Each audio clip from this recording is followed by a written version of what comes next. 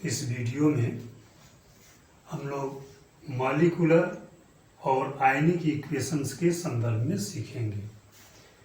Molecular equation क्या है, आयनिक equation क्या है। जैसे 2HgCl2 plus SnCl2 gives Hg2Cl2 plus SnCl4। ये एक रिएक्शन है जिसमें ये जो दोनों कंपाउंड हैं यानी मर्क्यूरिक क्लोराइड और स्टेनस क्लोराइड, ये इस रिएक्शन के रिएक्टेंट हैं सब, और ये दोनों मर्क्यूरस क्लोराइड और स्टेनिक क्लोराइड इस रिएक्शन के प्रोडक्ट हैं सब। चाहे रिएक्टेंट हो अथवा प्रोडक्ट, इन दोनों में जो भी पार्टिसिपेंट्स मौजूद हैं किसी पर किसी तरह का कोई चार्ज विजिबल नहीं है, दिखाई नहीं दे रहा है। तो जिस इक्वेशन में चार्ज एब्सेंट हो, चार्ज न दिखाई दे रहा हो, उस इक्वेशन को कहेंगे मॉलिक्यूलर इक्वेशन। और वो इक्वेशंस जिसमें आयंस अथवा चार्ज्ड स्पीशीज मौजूद हों उसको कहेंगे आयनिक इक्वेशन। जैसे Cr2O7 डाइक्रोमेट आयन है और प्लस Fe दो पॉजिटिव चार्ज यानी फेरस आयन है। बदल गया क्रोमिक यानी Cr+3 तीन पॉजिटिव चार्ज में, प्लस Fe+3। यह कोई रिएक्शन है, इक्वेशन है। इसके अंतर्गत जो भी पार्टिसिपेंट्स, चाहे वो रिएक्टेंट हो या प्रोडक्ट हो, सब पर चार्ज मौजूद है। कुछ बिना चार्ज के भी हो सकते हैं। तो ऐसे इक्वेशंस जिनमें चार्ज पार्टिसिपेंट्स के विजिबल हो, दिखाई दे रहे हो, वो रिएक्शंस कहलाएंगे आयनिक इक्वेशंस। और जिस पर चार्ज नहीं है उसको मॉलिक्यूलर इक्वेशन कहा जाएगा। इस चैप्टर के अंतर्गत इस हेड्स में हम लोग सीखेंगे कि अगर मॉलिक्यूलर रिएक्शन है अथवा आयनिक है तो मॉलिक्यूलर इक्वेशन से आयनिक इक्वेशन कैसे बनाएंगे अथवा आयनिक इक्वेशन से मॉलिक्यूलर इक्वेशन कैसे बनाएंगे। इसलिए कि इसी चैप्टर में आगे जो रेडॉक्स रिएक्शंस हैं उनकी बैलेंसिंग सीखना है। तो जब तक हम लोग मॉलिक्यूलर इक्वेशन को आयनिक इक्वेशन में कन्वर्ट करना नहीं सीखेंगे तो जो रेडॉक्स रिएक्शंस हैं उनकी बैलेंसिंग मुश्किल हो जाएगा।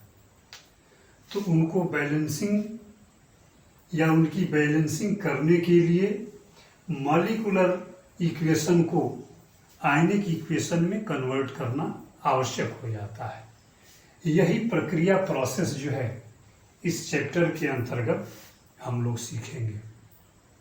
तो सबसे पहला प्रिकॉशन है, पहली बात है कि जो मॉलिक्यूलर इक्वेशन दिखाई दे रहा है उसमें जो पार्टिसिपेंट्स हैं रिएक्टेंट और प्रोडक्ट, उनको देखेंगे कि कौन ऐसा कंपाउंड है जो वाटर सोल्यूबल है, यानी इलेक्ट्रोवैलेंट कंपाउंड होगा।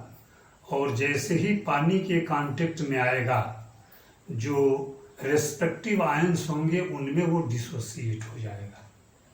तो जो कंपाउंड इलेक्ट्रोवैलेंट हैं, जो पानी के सानिध्य में संपर्क में आने पर आयंस प्रोड्यूस करते हैं, उनको आयनिक फॉर्म में ही लिखा जाता है।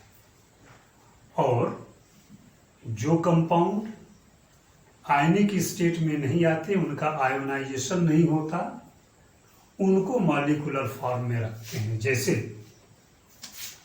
मान लीजिए रिएक्शन में कहीं NaCl है, तो जब इसको इक्वेशन में यूज करेंगे तो यह वाटर सॉल्युबल है और डिजॉल्व होकर के सोडियम आयन और क्लोराइड आयन प्रोड्यूस करता है, यानी इसका आयोनाइजेशन हो जाता है।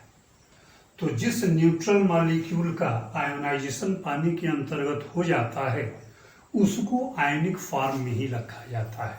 तो जैसे NaCl है, मैग्नीशियम क्लोराइड है, या और भी कोई इलेक्ट्रोवैलेंट कंपाउंड है, तो उसका पानी में आयोनाइजेशन होता है, तो जिस कंपाउंड का आयोनाइजेशन होगा उसको आयनिक फॉर्म में ही लिखा जाता है। एक बात। अगली बात है कि अगर रिएक्शन के दौरान किसी कंपाउंड का प्रेसिपिटेट फॉर्म हो रहा है, तो जिस कंपाउंड का प्रेसिपिटेशन होगा, किसी कलर का प्रेसिपिटेट आएगा, उस कंपाउंड को भी मॉलिक्यूलर स्टेट में ही एक्सप्रेस करते हैं। जैसे AgCl का व्हाइट प्रेसिपिटेट आता है, तो इसको ऐसे ही रहने देंगे मॉलिक्यूलर फॉर्म में। और भी बेरियम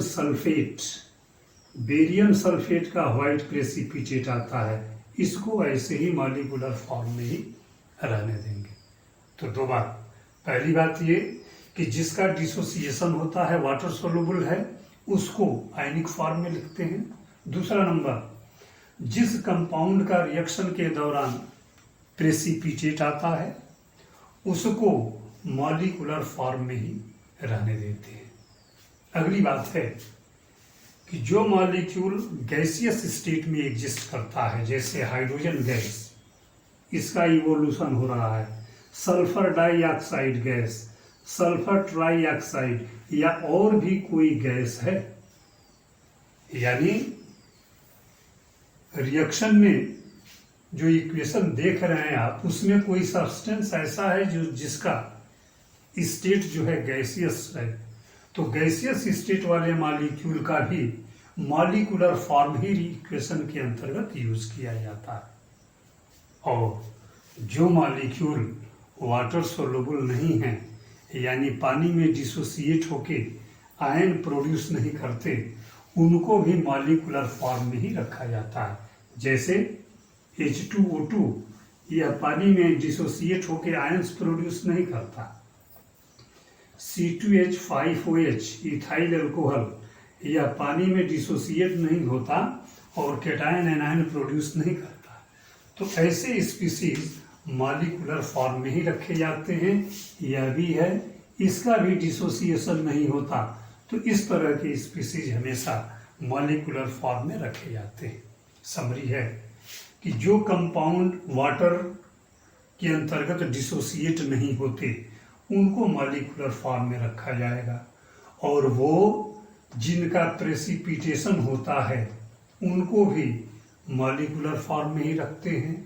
जितने भी गैसियस स्टेट में एग्जिस्ट करने वाले मॉलिक्यूल होते हैं उनको भी मॉलिक्यूलर फॉर्म में ही रखते हैं, और जो पानी में डिजॉल्व होके आयंस प्रोड्यूस करते हैं उनको आयनिक फॉर्म में ही यूज किया जाता है। जैसे यह जो फर्स्ट एग्जाम्पल है, यह मॉलिक्यूलर इक्वेशन है।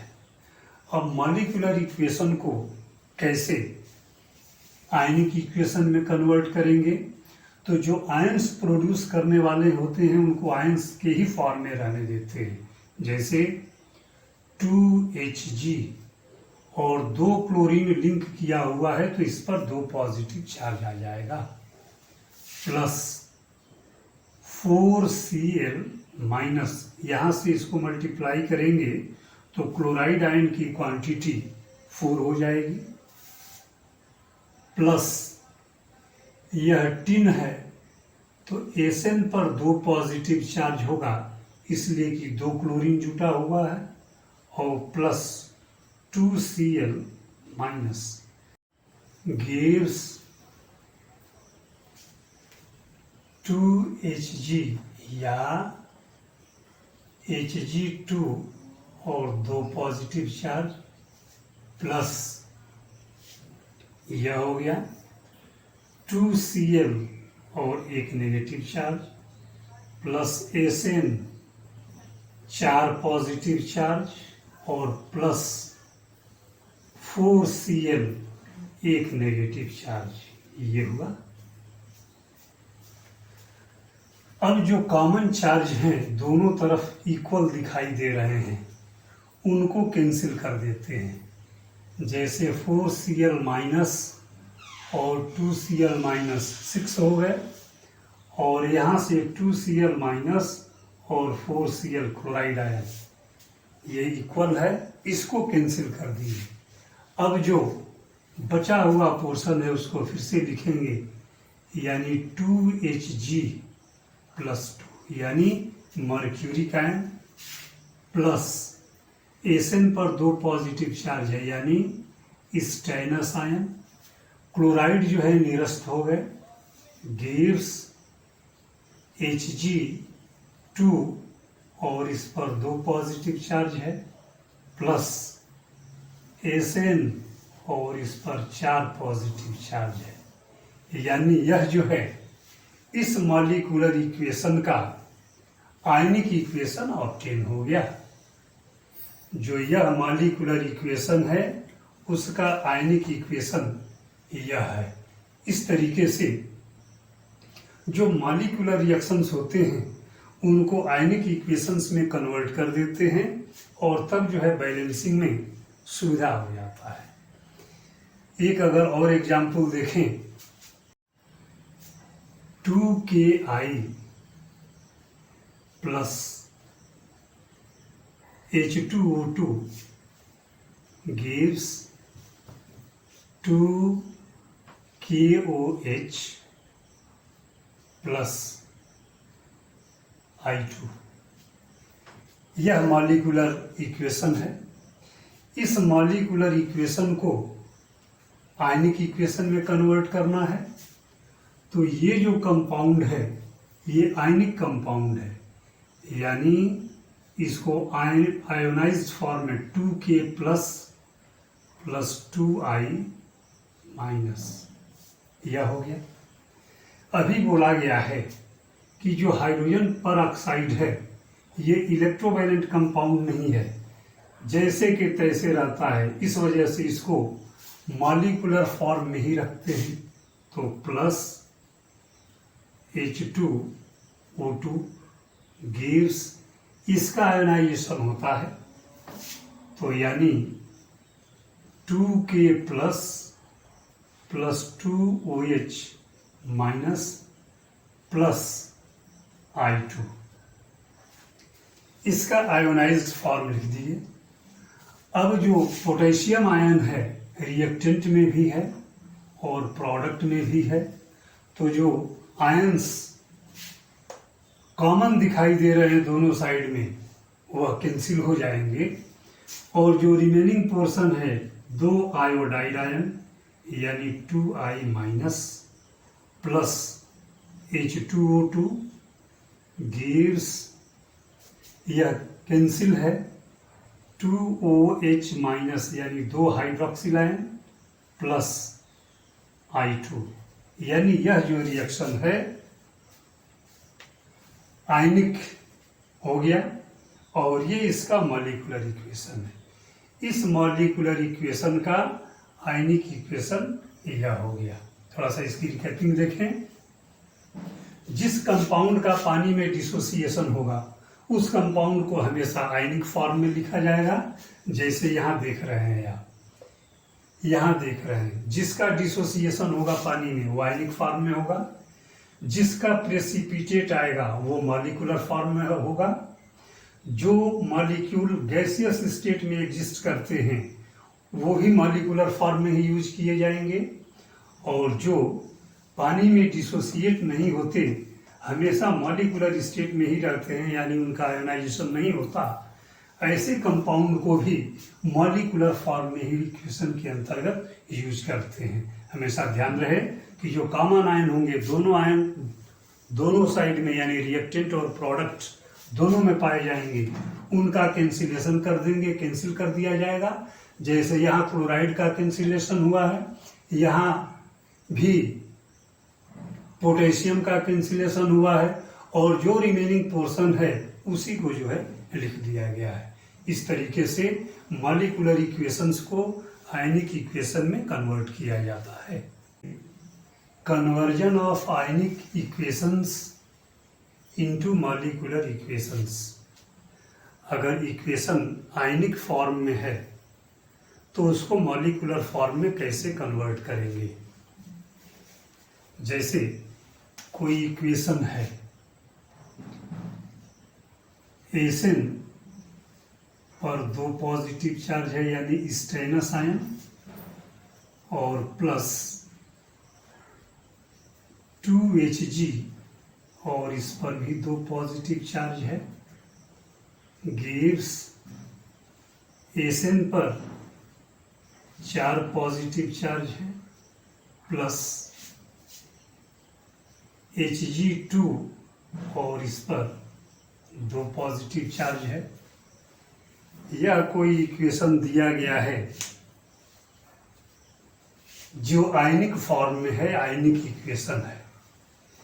इस आयनिक इक्वेशन को मॉलिक्यूलर इक्वेशन में कन्वर्ट करना है, तो जो भी पॉजिटिव चार्ज दिखाई दे रहे हैं उसके इक्वल उसमें नेगेटिव चार्ज जो है रेस्पेक्टिव जो भी हो, क्लोराइड हो, ब्रोमाइड हो, आयोडाइड हो, सल्फेट हो, जो भी एनायंस हैं उनमें से जिसकी भी आवश्यकता है उसके अनुसार उसको ऐड करके सेटिस्फाई कर देंगे।